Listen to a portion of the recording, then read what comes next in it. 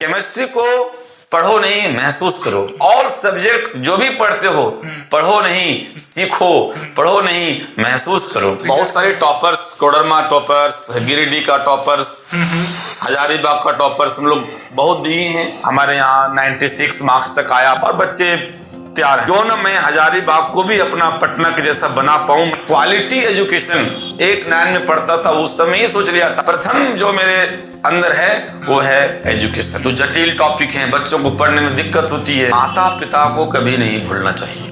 नमस्कार दोस्तों, मैं प्रवीण प्रधान। तो दोस्तों आइए चलिए आज मैं ऐसे शख्सियत से मिलाने के लिए जा रहा हूँ जहाँ पे ऑलरेडी मैं खुद ही पढ़ चुका हूँ, जबकि मैं 2014 में पढ़ा था दोस्तों। और आज हम मिलने के लिए आए हैं उन टीचर से जिससे मैं आज बात करने जा रहा हूँ दोस्तों। तो आइए दोस्तों मिलाने के लिए जा रहा हूँ जिनका नाम है उपेंद्र सर। नमस्कार सर, कैसे हैं आप? नमस्कार, बहुत अच्छे। बताइए सर क्या चल रहा है अभी? बस क्लासेस शुरू हो रहे हैं 12th क्लास के बहुत जल्द ही। और बस बच्चों की पढ़ाई में बस हम लोग का जीवन बीतता है। बिल्कुल, बच्चों के साथ सुबह शाम बच्चों के बीच रहते हैं और बच्चों का जो दुख तकलीफ होता है पढ़ाई से रिलेटेड, उसका मैं सॉर्ट आउट करने का पूरा कोशिश करता हूँ। अच्छा, बहुत अच्छी बात है सर। तो आप मेरे को एक बात बताइए, कब से ये इंस्टीट्यूट चला रहे हैं आप? ये 2002 से शुरू किए थे, लेकिन जो प्लेटफार्म पर हम लोग आए वो 2003 से। अच्छा। और यह एक लंबी दूरी हमने तय किया है। 2003 से लेकर के 2023 बीत रहा है। सर ये मैं बताना चाहता हूँ कि मेरा जन्म का 2-4 साल ही हुए थे, उस समय से आप काम कर रहे हैं सर। आप ये मैं सोच सकता हूँ कि आप कितनी मेहनत किए होंगे। और मेरे को बताइए सर कि आपको उतना दिन पहले ये आइडिया कैसे आ गया था कि आपको कोचिंग लाइन पे जाना है, वो भी केमिस्ट्री के लाइन पे जाना है, क्योंकि उस समय तो प्रचलन भी नहीं था। ये दरअसल जब मैं पटना गया पढ़ने के लिए, और मैं पटना में ऐसे शिक्षकों से मैं पढ़ा हूँ जिनका किताब हम लोग पढ़ते थे, और उस समय लगता था कि हम लोग ऐसे राइटर के पास पढ़ रहे हैं जो हमने किताब पढ़ा। और उसके बाद पटना में ही ज़्यादा मेरा इंटरेक्शन हुआ। अच्छा। मैं पटना में केमिस्ट्री जो एनएन सिन्हा सर जो हैं, नित्यानंद सिन्हा, उनसे मैं फिजिकल केमिस्ट्री को पढ़ा है। उसके बाद एक डीके गुप्ता करके थे ऑर्गेनिक, उससे पढ़ा। केसी सिन्हा सर जो बहुत प्रचलित हैं, वो उनसे मैं मैथमेटिक्स पढ़ा। फिजिक्स जो एम करीम सर हैं, जो हमारे बहुत ही आइडियोलॉजी टीचर के अंदर आते हैं। मैं आज भी मुझे क्लास में जब पढ़ाता हूँ तो मैं कोई ऐसा सप्ताह नहीं होगा जो मैं एम करीम सर का नाम नहीं लेते हैं क्लास में, जो कि वो फिजिक्स के टीचर थे, लेकिन उनसे बहुत कुछ सीखने का मौका मिला हमको पढ़ाई के क्षेत्र में, कि बच्चों को कैसे पढ़ाया जाता है, कैसे बच्चों को किसी भी टॉपिक को कैसे उसके अंदर हम लोग डाल सकते हैं कि बच्चे भूले नहीं। वैसे इस तरह का उन्होंने उनसे मैंने सीखा। और एम करीम सर को मैं बहुत दिल से मानता हूँ। हमारे केसी सिन्हा भी सर थे। तो ऐसे ही पटना से ही मेरा आया कि पटना में इतने सारे कोचिंग इंस्टीट्यूट चल रहे हैं, क्यों ना मैं हजारीबाग को भी अपना पटना के जैसा बना पाऊँ। मेरा एक ऐसा सपना था और मैं वहाँ से आया लौट करके, क्योंकि मैं इंजीनियरिंग की तैयारी करने के लिए पटना गया था। उस समय स्क्रीनिंग होती थी, टेस्ट, पहला टेस्ट, फिर उसके बाद मेंस होता था। तो मैंने स्क्रीनिंग टेस्ट को पास किया, बट मेरा फाइनली नहीं हो पाया। तो मैं पटना गया हम लोग, तो वहाँ देखा कि बहुत बेहतरीन ढंग से यहाँ पढ़ाई होती है न्यूमेरिकल्स की। तो हम लोगों ने यहाँ हजारीबाग में इसको हम लोग आए और उसका एक नई दिशा देने का प्रयास किया, जो आज तक चल रहा है। हाँ सर, बिल्कुल सर, मैंने ऑलरेडी खुद देख चुका है, क्योंकि मैं यहाँ से आपके यहाँ से मैं पढ़ चुका हूँ। तो ये तो मैं भली भांति समझ सकता हूँ। कहने का मतलब है कि आपका 20 साल से ज्यादा का एक्सपीरियंस है आपको केमिस्ट्री पढ़ाने का। तो बहुत अच्छी बात है सर। तो अभी आपके स्टूडेंट कितने हैं सर? कैसे हैं वो लोग, मतलब कि उन लोग का अभी एजुकेशन कैसा चल रहा है? बहुत अच्छा चल रहा है, क्योंकि अभी सर एग्जाम का टाइम भी आने वाला है, जो 12th का एग्जाम होने वाला है। और 12th का एग्जाम है, बच्चों के सारे हम लोग कोर्स खत्म कर दिए टेस्ट लेकर के, क्योंकि बच्चों को जो हम पढ़ाते हैं कोशिश करते हैं कि एग्जाम के 1.5 महीना 2 महीना पहले कोर्स को कंप्लीट कर देना। अच्छा। और साथ साथ में जो टेस्ट लेते हैं हम लोग, टेस्ट सीरीज, ताकि बच्चे अपने आप को समझ पाए कि हम कहाँ पर खड़े हैं, मेरी तैयारी कैसे चल रही है। उस चीज को जानने के लिए हम लोग टेस्ट सीरीज का हम लोग ये ऑर्गेनाइज करते हैं और बच्चों को टेस्ट, रेगुलर टेस्ट लेते हैं। फिर डाउट जो बच्चों का होता है वो डाउट भी हम लोग दूर करते हैं ताकि वो अच्छा से अच्छा मार्क्स लाए। हमारे बच्चे अभी आज 13 फरवरी है, हमने कोर्स आज से 5 दिन पूर्व ही खत्म कर दिया। अब बच्चे आज हमारे प्रैक्टिकल सब दे रहे हैं जाकर के अपने अपने कॉलेजों में, स्कूलों में जो +2 स्कूल है वहाँ पर जाके अपना प्रैक्टिकल दे रहे हैं और बच्चे तैयार हैं, अपना तैयारी कर रहे हैं। मेरी उम्मीद है कि अच्छे मार्क्स बच्चे आएंगे।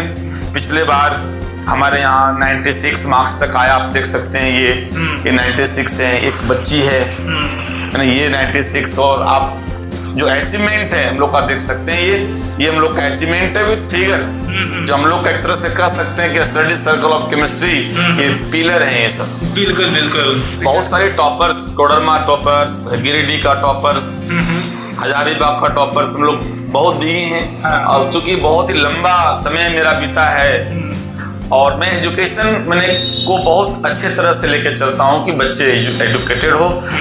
शिक्षा ही नहीं, एजुकेशन नहीं, क्वालिटी एजुकेशन बिल्कुल पर ध्यान दे बच्चे। अच्छा, बहुत अच्छी बात है सर। तो बताइए अभी कितना स्टूडेंट है आपके पास? अभी मेरे पास एक्चुअली बताता हूँ मैं कि अभी हम लोग, मेरे का स्कूल भी चलता है। अच्छा। स्कूल 2006 से ही मेरे का स्कूल चलता है अपने गांव में। और वो गांव में स्कूल खोलने का मकसद था कि हमारे जो ग्रामीण बच्चे हैं जो शहर में नहीं पढ़ पाए बहुत ज्यादा पैसा दे करके, बहुत पैसे खर्च करके, तो वो शिक्षा को मैं, चूंकि मैं शहर में रहता हूँ, हजारीबाग में रहता हूँ, गांव में भी रहता हूँ, गांव का आना जाना मेरा होता है स्कूल के वजह से, तो मैं ये अपने आप को एक बहुत पहले ही मैंने सोच लिया था, मतलब कि जिस समय मैं क्लास 8-9 में पढ़ता था उस समय ही सोच लिया था कि अपने गांव में एक अच्छा स्कूल की स्थापना करूंगा। अच्छा। और शहर की जो पढ़ाई होती है उस पढ़ाई को मैं गांव के बच्चों तक पहुंचाने का कोशिश करूंगा। इसी वजह से मेरा स्कूल में भी समय बीतता है, हमको जाना पड़ता है स्कूल में। पहले तो मैं 12-12, 13-13 घंटे पढ़ाते थे, जिसमें आप मेरे पास पढ़ते होंगे तो आप देखते होंगे कि मेरे पास 8 बजे रात तक क्लास चलती थी। बिल्कुल बिल्कुल। और अभी क्लासेस चूंकि कम की हैं तो स्वाभाविक है कि बच्चे थोड़ा भी कम हो जाएंगे। तो मैं टोटल मिलाकर के 11th 12th मिलाकर के मैं 5 से 6 बैच को मैं पढ़ाता हूँ। अब 5-6 बच्चे मुश्किल से वही 700-800 बच्चे होंगे। अच्छा अच्छा। प्रथम जो मेरे अंदर है वो है एजुकेशन, बच्चों की पढ़ाई कैसे हो, बच्चे कैसे शिक्षित हों, और quality education, only for not education, quality education हो। तो क्वालिटी एजुकेशन पर लोग ध्यान देते हैं। साथ ही साथ बच्चों को, क्योंकि हर शिक्षक की आवश्यकता है कि बच्चों को पढ़ाई के साथ साथ उसको संस्कारिक बनाना। बिल्कुल। आप मेरे पास पढ़े हैं तो जरूर इस बात को देखे होंगे कि क्लास में हम बच्चों को संस्कार की बातों को भी कभी कभी समझाते हैं जी, कि बच्चे मेरे संस्कारवान निकले। बिल्कुल। क्योंकि संस्कारवान नहीं निकलेंगे तो फिर एजुकेशन का कोई मतलब नहीं है। बिल्कुल सर। क्योंकि संस्कार सीखने के लिए कोई ट्यूशन नहीं होता है, कोई स्कूल नहीं होता है, कोई कॉलेज अलग से नहीं होता है। बिल्कुल। शिक्षक ही बच्चों को संस्कार सिखा सकते हैं पढ़ाई के साथ साथ। और मेरा आज तक ये चल रहा है, क्योंकि हम चाहते हैं कि हमारे द्वारा जो बच्चे पढ़ते हैं वो पढ़ाई के साथ साथ एक बहुत ही संस्कारिक निकले और अपने समाज को आगे गति दे सके। बिल्कुल सर। और मैं जानना चाहता हूँ कि सर अभी आप जो एजुकेशन दे रहे हैं केमिस्ट्री का, क्या क्या कॉस्ट है और सर कैसे उसका फी दे रहे हैं? देखिए, फी मैटर नहीं रखता है जी। यदि बच्चे पढ़ाई कर रहे हैं और अच्छे बच्चे पढ़ रहे हैं तो बच्चे, फी का कोई बात नहीं है। लेकिन मान लीजिए कि फी है तो मान लीजिए हम लोग का तो कोई गवर्नमेंट जॉब नहीं है। बिल्कुल। तो हम लोग को अपना जीवन यापन, अपना परिवार, बाल बच्चे को चलाने के लिए तो कुछ तो ऑफिस जो हैंडल करते हैं उनके लिए तो कुछ तो मानदेय या फीस की आवश्यकता होती है। बिल्कुल। तो एकदम जो मेरा फी है बेसिक, वो बेसिक फी को लेके चलते हैं। अच्छा। और हमने बताया ना कि फी कोई बहुत बड़ी मायने नहीं रखता, कोई मैटर नहीं है फी। जी। फी तो बच्चे देते ही हैं। तो कहने का मतलब है कि मेरे यहाँ जो फैसिलिटीज है बच्चों का, हम केमिस्ट्री में बच्चों को कोशिश करते हैं कि फिजिकल केमिस्ट्री में न्यूमेरिकल वो कम से कम जरूर बनाएं। ऑर्गेनिक पढ़ रहे हो तो ऑर्गेनिक केमिस्ट्री में जो एक जीओसी होता है, जनरल ऑर्गेनिक केमिस्ट्री, आप केमिस्ट्री पढ़े तो आप समझ सकते हैं कि जीओसी जनरल ऑर्गेनिक केमिस्ट्री होता है। और जनरल ऑर्गेनिक केमिस्ट्री में हम लोग पढ़ते हैं मैकेनिज्म्स। ऑर्गेनिक का सबसे इंपॉर्टेंट पार्ट होता है mechanisms, that is called heart of organic chemistry. तो यदि मान लीजिए कि ऑर्गेनिक केमिस्ट्री का हार्ट को ही निकालने हम, मींस मैकेनिज्म को ही नहीं पढ़े, तो मेरा ऑर्गेनिक केमिस्ट्री तो डेथ कर जाएगा। जी बिल्कुल। इसलिए हम लोग मैकेनिज्म्स पर पूरा जोर देते हैं, न्यूमेरिकल्स बच्चों को बनवाते हैं, क्योंकि बच्चे देहात से आते हैं, गांव ग्रामीण से आते हैं, तो ऐसा उतना न्यूमेरिकल्स पर फोकस नहीं करते हैं। मैट्रिक में वैसा है कुछ भी नहीं, तो और इंटर में न्यूमेरिकल्स बनाना पड़ता है। तो मैं कोशिश करता हूं कि बच्चे न्यूमेरिकल्स बनाएं, क्योंकि आगे जब बच्चे इंजीनियरिंग और मेडिकल की ओर जाएंगी तो वहां तो न्यूमेरिकल्स इसको सामना करना पड़ेगा। उसके बाद समय समय पर हम लोग हर 21 डेज में टेस्ट ऑर्गेनाइज करने की व्यवस्था है। टेस्ट लेते हैं बच्चों में, फिर उसका हम लोग रिजल्ट देते हैं, उसका डिस्कशन करते हैं। उसके बाद बच्चों के हम लोग डीसी लगाते हैं, डाउट क्लास।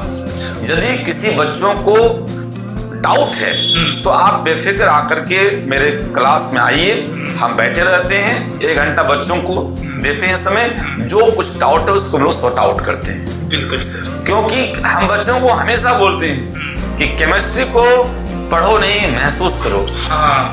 जैसे मान लीजिए कि एक लोहा है, वो गर्म है, उसको हम देख रहे हैं, हाँ कह रहे हैं गर्म है, जिसको हम टच करेंगे तो उसको महसूस कर सकते हैं। तो केमिस्ट्री नहीं, ऑल सब्जेक्ट जो भी पढ़ते हो, पढ़ो नहीं, सीखो, पढ़ो नहीं, महसूस करो। तो मैं कोशिश करता हूँ कि बच्चे केमिस्ट्री को मेरे पास पढ़े, तो महसूस कराने का पूर्ण हम प्रयास करते हैं। बिल्कुल सर। सर आप मेरे को ये बताइए कि अभी तो कोरोना आया था, तो कोरोना के बाद में तो बहुत सारा चीज बदल गया, तो ये एजुकेशन में क्या लगता है कि क्या बदलाव आया आपके हिसाब से? कैसे एजुकेशन, मतलब कोरोना से पहले का और कोरोना के बाद का एजुकेशन आपके हिसाब से कैसा है?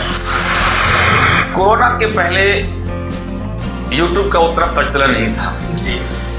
हम लोग तो यूट्यूब जानते भी नहीं थे जी। हमने ऑनलाइन क्लास शुरू किया। जब फर्स्ट क्लास शुरू किया तो कमरा बंद कर शुरू किया कि कोई देखने ले हमको। ऐसा हम लोग शुरू किया, फिर धीरे धीरे फ्रैंक हो गया। और मैं लगातार कोरोना के क्रम में बच्चों को मैं अपना वीडियो करके और उसको मैं हमेशा जो है सो उसको अपलोड किया यूट्यूब में। मेरा भी एक यूट्यूब चैनल चलता है, स्टडी सर्कल ऑफ केमिस्ट्री के नाम से। अच्छा। आज भी बच्चे हमारी वीडियो को पढ़ते हैं। हम लोग बहुत सारे, कम से कम 56 या 60-65 ऐसे कुछ वीडियो डाले हैं यूट्यूब में, जिसमें 11th के 12th के चैप्टर्स हैं। और आज भी मेरे बच्चे लोग पढ़ रहे हैं, चूंकि हम देख रहे हैं सब्सक्राइबर बढ़ रहा है, व्यूज बढ़ रहे हैं। तो कोरोना में हम लोगों ने भी यूट्यूब पर पढ़ाया बच्चों को। वास्तव में तो कोरोना जो शिक्षक जो जुड़े हुए थे एजुकेशन से, जो प्राइवेट एजुकेशन से, उसका तो हालत कितना खराब हुआ है तो खैर आप लोग भी जानते हैं। बिल्कुल। और चूंकि मैं एक स्कूल संचालक हैं, ट्यूशन पढ़ाते हैं, तो मैं तो जानता हूं कि कितना लॉस हुआ है। फिर भी हम लोग हिम्मत नहीं हारे, बच्चों को चाहे फी दे या ना दे, हम लोग बच्चों को यूट्यूब में पढ़ाते रहे और अच्छा रिजल्ट किया। आप 2022 को देख लीजिए, क्या ये रिजल्ट, ये तो कोरोना काल का ही रिजल्ट है। बिल्कुल। और एग्जाम भी हुआ बच्चों का, तो इन लोग को भी हम लोग पढ़ाए थे ऑनलाइन से पूरा। बीच बीच में जो हम लोग को मौका मिलता था, सरकार जब हम लोग कहती थी कि आप पढ़ाइए भी ऑफलाइन, तो पढ़ाते थे जी। बच्चों में बदलाव क्या आया कि बच्चे यूट्यूब को ज्यादा इस्तेमाल अभी कर रहे हैं। बिल्कुल। फेसबुक का ज्यादा इस्तेमाल कर रहे हैं जी। उससे हम ये नहीं कहते कि वो खराब चीज है मोबाइल, लेकिन यूट्यूब पर बच्चे क्या होते हैं कि हम बच्चों को सलाह देते हैं कि आप उसी चीज को यूट्यूब में पढ़ो, देखो जो तुम्हारे काम का चीज हो। बिल्कुल। क्योंकि मोबाइल में बहुत सारे अच्छे चीज भी होते हैं, बुरे चीज भी होते हैं। बिल्कुल। तो मोबाइल का प्रचलन बहुत बढ़ गया और बच्चे भी यूट्यूब पर पढ़ते हैं और देखते हैं, तो उससे अच्छा होता है कि चलो कम से कम पढ़ाई कर रहे हैं। लेकिन हम वैसे बच्चों को सलाह देना चाहेंगे कि आप YouTube को जरूर देखें, कोई दिक्कत नहीं है, लेकिन आप वैसे चीज को आप YouTube से लें जो आपके लाभ का चीज हो जी, जो आपके काम का चीज हो। हम लोग शुरू करने वाले ही हैं बहुत जल्दी, होली के बाद हम लोग उस पर एक्टिव हो जाएंगे। अच्छा, यूट्यूब पर हम लोग। अच्छा। और उसको जो 5-5, 10-10 मिनट का टॉपिक है, जो जटिल टॉपिक है, बच्चों को पढ़ने में दिक्कत होती है, जो बार बार उसको पढ़ा जाता है तभी वो समझ पाता है, वैसे वैसे कंटेंट्स को पूरा केमिस्ट्री में डालेंगे हम लोग। बिल्कुल सर, ताकि बच्चे का जो नॉलेज हो वो बढ़ सके। जी सर, मैं एक अभी लाइफ का क्वेश्चन पूछने जा रहा हूँ आपसे कि बताइए कि अभी आपका लाइफ कैसा चल रहा है, क्योंकि अभी बहुत सारा डिमोटिवेशन या फिर नेगेटिविटी का संचार ज़्यादा चल रहा है अभी का माहौल में। तो कैसे आप अपने आप को हौसला रखते हैं या फिर अपने आप को पॉजिटिव रखते हैं ताकि आपका नेगेटिव चीज़ें आपको प्रभावित ना कर पाए? आपको ये बता देना चाहता हूँ कि जब से मैं पढ़ा रहा हूँ, जब से इस फील्ड में है, व्यक्ति का जीवन में उतार चढ़ाव तो होते रहता है। बिल्कुल। उससे बहुत सारे लोग क्या होते हैं कि हतोत्साहित हो जाते हैं, नेगेटिव को चले जाते हैं। लेकिन मैं अपने आप को, मैं आज तक हम नेगेटिव में गए ही नहीं। अच्छा।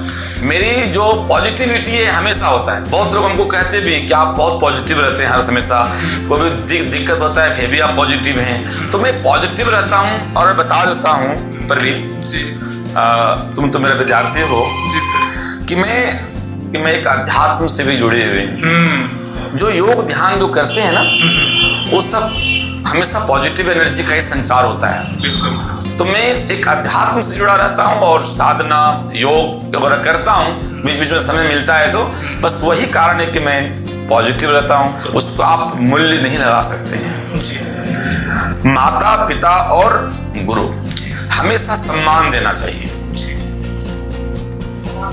यहाँ तक कि माता कैसी हो, पिता कैसे हो, गुरु कैसे हो, ये हमको नहीं सोचना है।